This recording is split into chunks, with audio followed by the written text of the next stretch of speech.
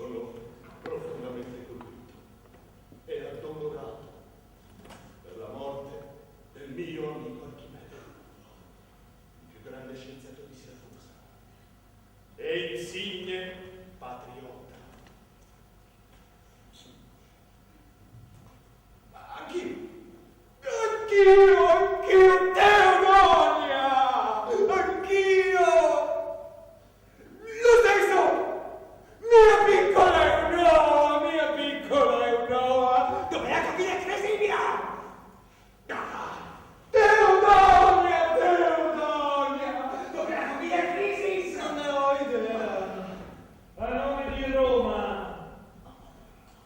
e mio personale, porgo il più vivo rammarico per la perdita del grandissimo scienziato Archimede, la cui fama aveva oltrepassato i confini di Siracusa e della Sicilia.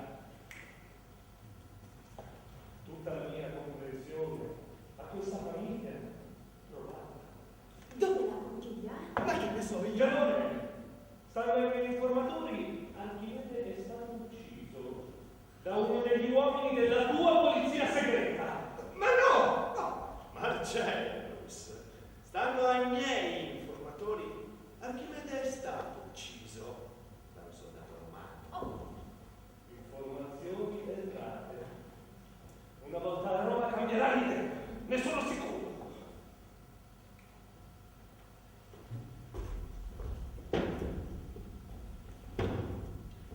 Se avessimo trovato l'arma del delitto,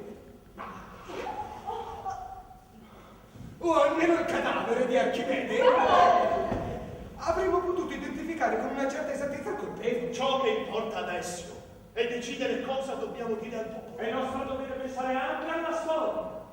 Le generazioni future hanno il diritto